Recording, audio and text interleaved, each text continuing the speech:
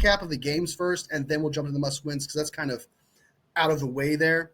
So, all right. So, Texans versus Chargers. Let's talk about that real quick. Honestly, I thought Justin Herbert was not that great of a quarterback, right? Everyone bragged about how he's top 5. He was this quarterback. He did this. Right? Like he was this guy. He was the guy for the Chargers because he throws a pretty ball. He looks like a prototypical, looks like Josh Allen out there. It turns out he's Wish version of Josh Allen. That's what he is. He's just he looks like it, right? He's got the frame of a Ferrari. He's got the frame of a car that you're obsessed with. But under the hood, man, it's a Honda. There's nothing going on there. Like, he was the reason they lost against the Texans. He was the reason. There's some where, like, you can make an argument like, okay, he should have been played better. He got elevated his team, things like that. But Herbert actually hindered his team, actually held back his team. He is worse than I thought he was. Like, you all know me. I was giving him shit. I was like, okay, yeah, he's not a top 5, maybe top 10, somewhere around there. That dude did not play like that. He played like a 15 to 20th quarterbacks out there. Seriously, not good at all. He held back his squad, held back his team against the Texans. All the Texans had to do was just wait for Justin Herbert to make mistakes. Because even if C.J. Stroud did not go off, their defense would have given them enough opportunity to just win that game anyway. I was going to say if you had Justin Herbert on the Texans, you would have won, but you could have had, I can't think of it, like, I'm trying to think of like a mid-ass quarterback. Tua back there. You could have had Kirk Cousins back there. You could have had those quarterbacks. Drake May, even those rookies. You could have had the rookies out there, and you would have won that game because Justin Herbert would have just given it away. That's what he did in that entire game. Shout out to Saleh, by the way, for protecting the lead. Shout out to Saleh D'Amico Ryans for winning these playoff games. 2 straight years for being in a playoff games. This is profound, man. This is awesome. I'm super happy for him being a former 49ers defensive coach. I wish him nothing but the best for the Texans. If it wasn't for him, I wouldn't even be rooting for this team, to be honest with you. But shout out to the Texans defense. Shout out to C.J. Stroud making the plays that he had to. Didn't look very good being 10-6. But the moment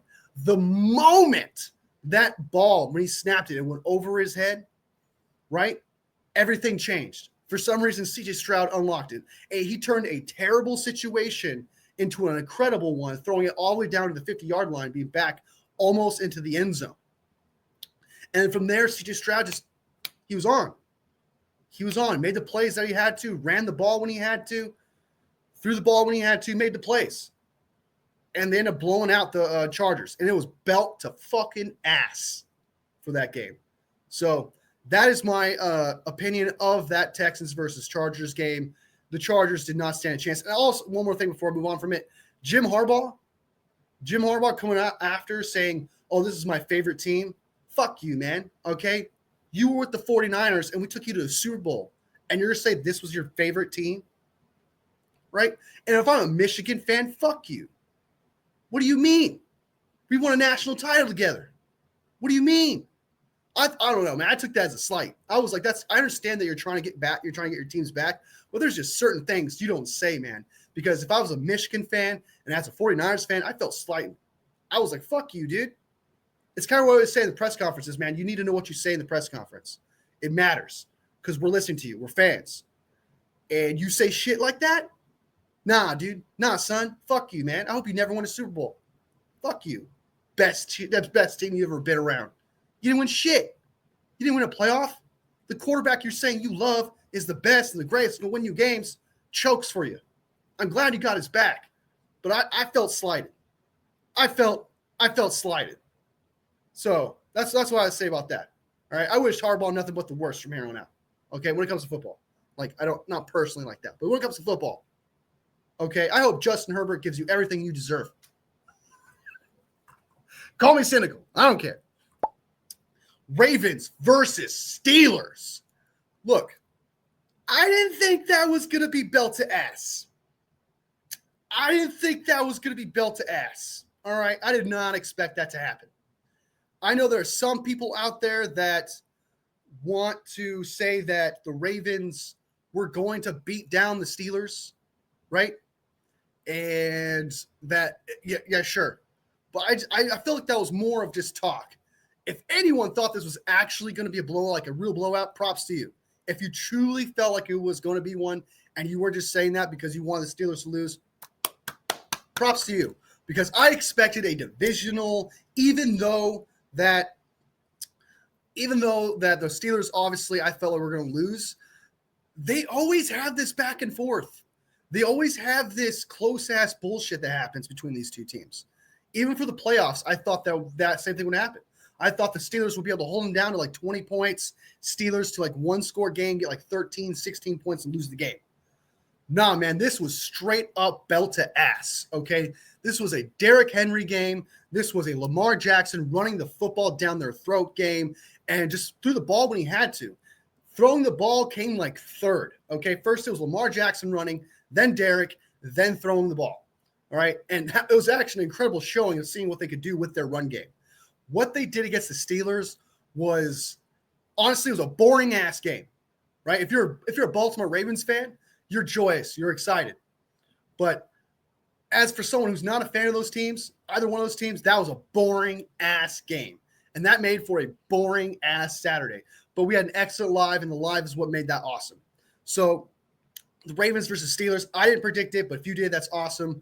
But I'm trying Mike Tomlin, man, I heard he's going to be on the hot seat a little bit. Well, I heard that the fans are putting him on the hot seat. Now there's like this huge controversy. Should he get fired? Should he get traded to the Dallas Cowboys, etc.? He was my honorable mention as a must-win outside of Lamar Jackson. Lamar Jackson got the W, and I saw this coming. The moment the Steelers lost, especially in that fashion, I knew the talk that Mike Tomlin should be fired or traded was going to occur, and guess what?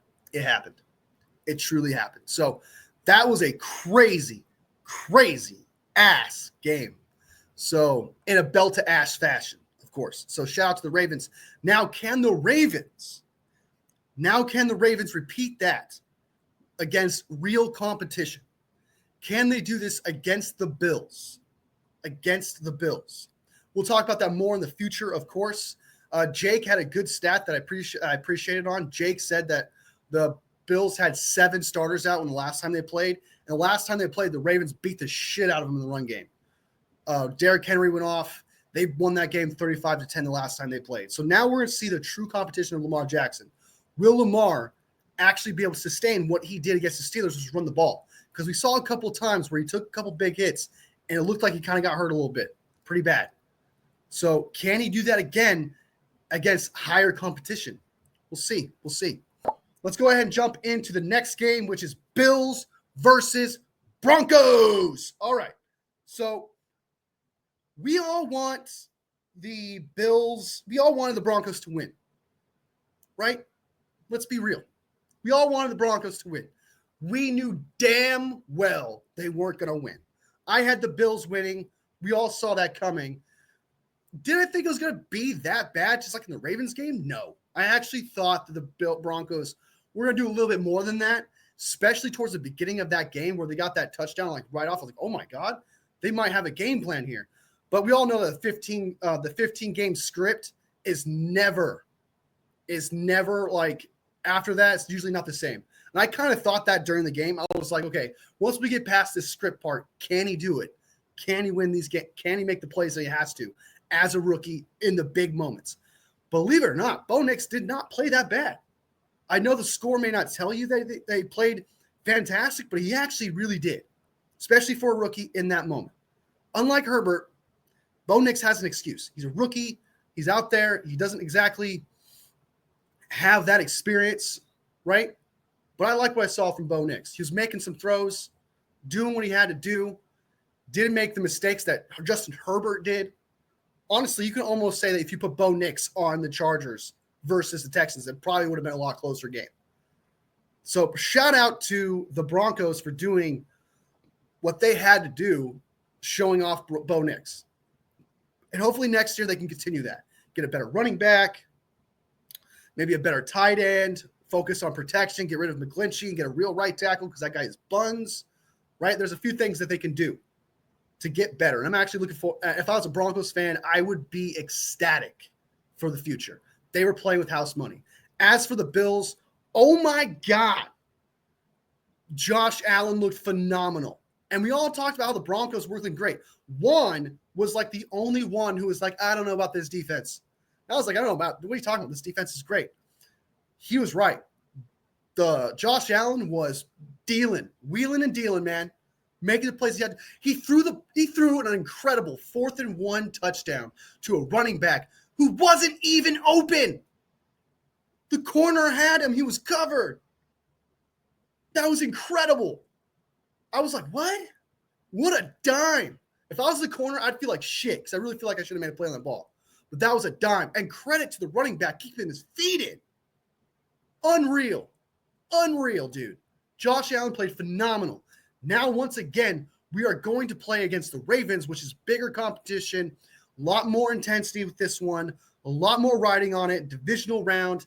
However, the Ravens' deep passing defense, the last time I checked, was ranked 31st in the league. Josh Allen, if he feels the way he feels in the against the Broncos, he's going to be throwing the ball like crazy, making the plays that he has to. Truly. Oh, and I want to say that against the Bills and Broncos game, shockingly enough, I know I said that Josh Allen was willing and dealing. I still give the MVP to James Cook because he got it going. All right, that run game was phenomenal. James Cook was making the plays he had to. He was deking and diving and just being incredible. So shout out to James Cook. And if Josh Allen can throw the ball the way he did in that Broncos game against the Ravens, it's going to be a high-scoring game. Steelers have a stagnant offense without Russell Wilson and Arthur Smith as offensive coordinator. Now you have, I can't think of his name. I know Terradome in the house. I know he has the dude's name, but something Brady draws up plays against a 31st ranked passing defense. That was wild, dude. So if we see that, if we could see, we're going to see nothing but a passing game in the next game coming up against Ravens versus Bills. But that Bills versus Broncos game, I did see that 49ers media had Bills versus Broncos. He says he wanted the Bills to win 110%. Shout out to you, man. You got what you wanted for sure. I wanted the Broncos to win just because it would have been a beautiful upset, something exciting to see and something to talk about for sure. So, but Bills versus Broncos, it was one of the same thing with the Ravens thing. If you were a fan of the Bills, it was an exciting game. It was fun. If you're not a fan, it was a terrible game. It was boring as shit. Okay. It was diarrhea. All right. It was on the toilet with no TikTok. It was that bad. It was terrible. But if you're a Bills fan, you enjoyed it. So, all right. Jumping into the next thing, Eagles versus Packers. Once again, a boring ass game. Eagles versus Packers. Packers did not look great for them, man. It looked like, I shit you not, despite how bad Jalen Hurts played in that game, and do not, get me wrong here when I say that the Eagles dominated. Jalen Hurts played bad, okay? He was bad. He was not good. He had all day to throw the ball, was not accurate, could not find anyone. He did find Dotson in the end zone after a turnover at the beginning of the game where the momentum is just shifted and it's all in the Eagles' hands there. The D-line so close to the end zone is not like their blood isn't pumping enough, not exactly ready. It's kind of the advantage to the offensive line in this situation. They get a touchdown. The touchdown that Jalen Hurts throws to Dallas Goedert was a fucking check down behind the line. It was all Dallas Goedert. Stiff arm, stiff arm, stiff arm, stiff arm. Phenomenal, dude. Saquon Barkley, I know he got over 100 yards. I don't think he played that for Saquon Barkley standards. He didn't play to Saquon Barkley standards. He obviously played good, right? He got more than 4 yards a carry. He had that even before that big run at the end, but he didn't exactly play phenomenal. He had that really great run at the beginning. Then after that, it was kind of like basic running back-esque, right? Kind of type. It wasn't Saquon Barkley standards. And that could just be the rust of the Eagles, especially with Hurts being out there. So maybe they're trying to figure things out. But That Eagles defense is stud.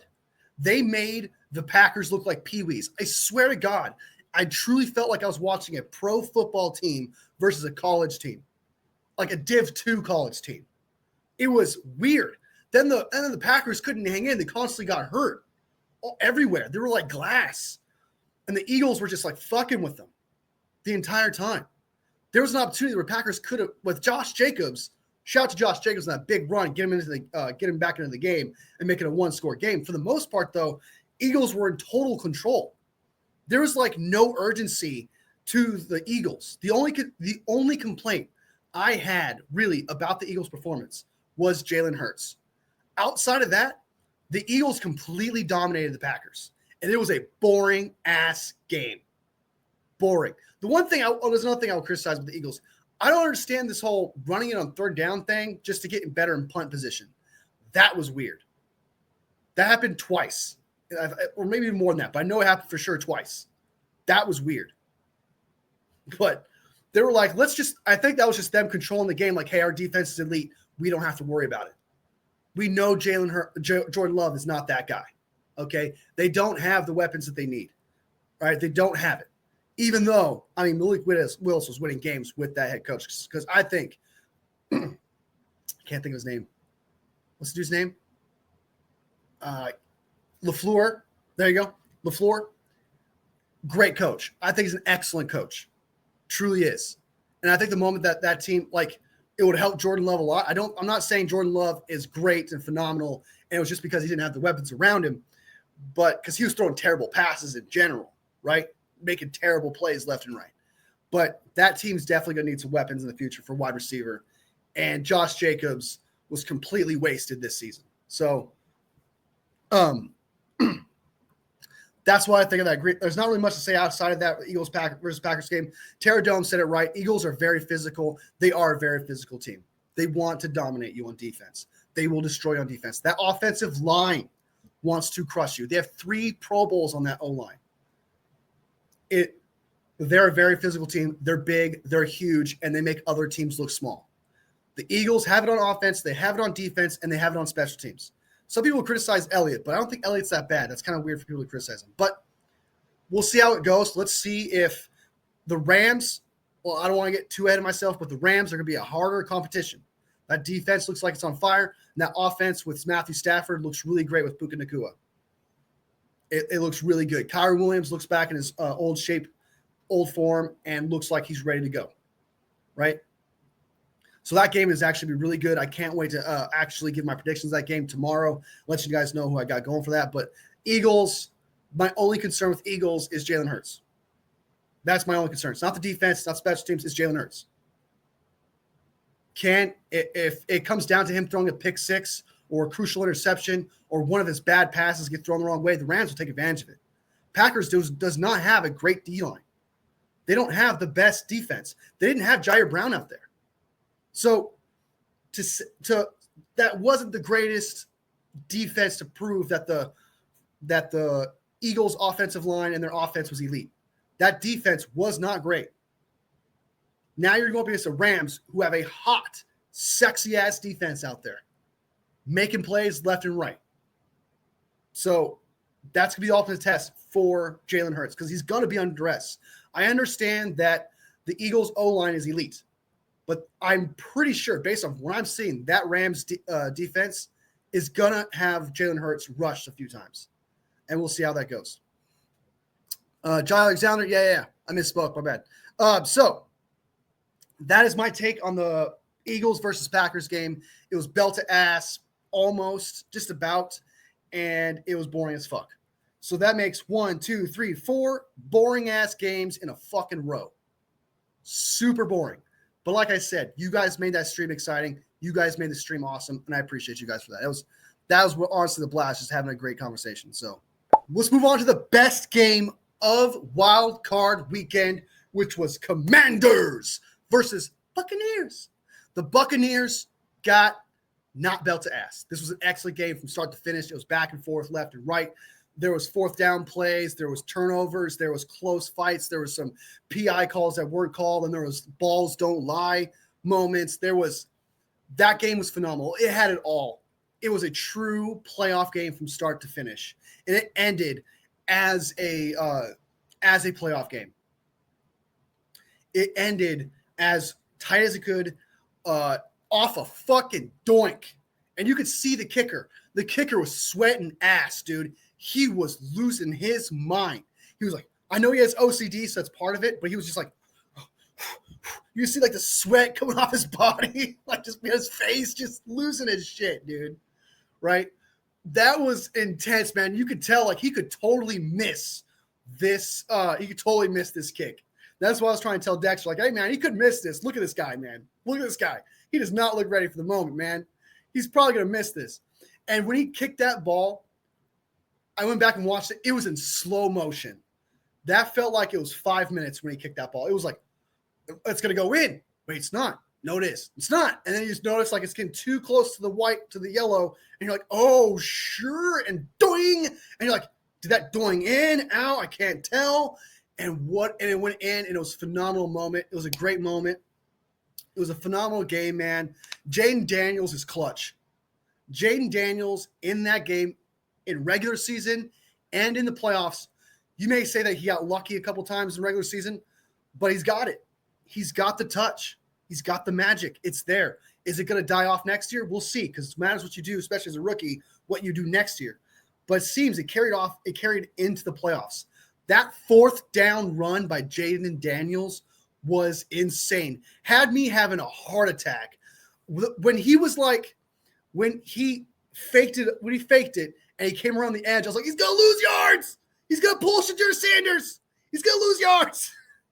And then Chancey, the guy who's in Jaden Daniels' face the entire game, be like, we're going to get you, blah, blah, blah. They kept cutting to him. Notice he was like, when Jaden Daniels stiff-armed his ass and then got the first down, that was justice. That was a story. That was poetry. That was phenomenal. If you're a Commanders fan, you're loving life, dude. You're playing with house money, winning that game, and you showed out.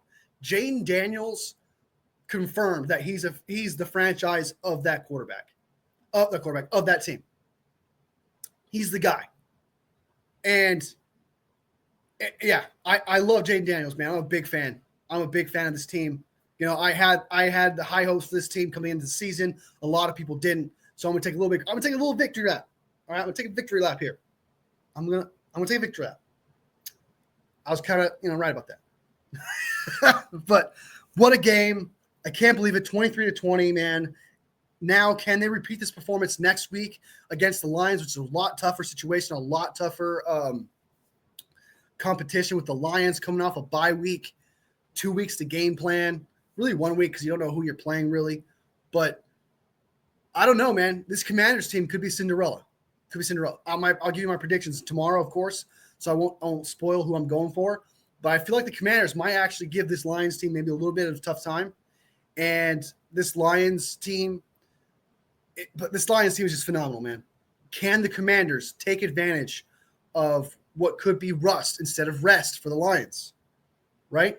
Could that be the case? I heard that Montgomery's coming back, but that could just be smoke and mirrors because it's not confirmed that he's coming back.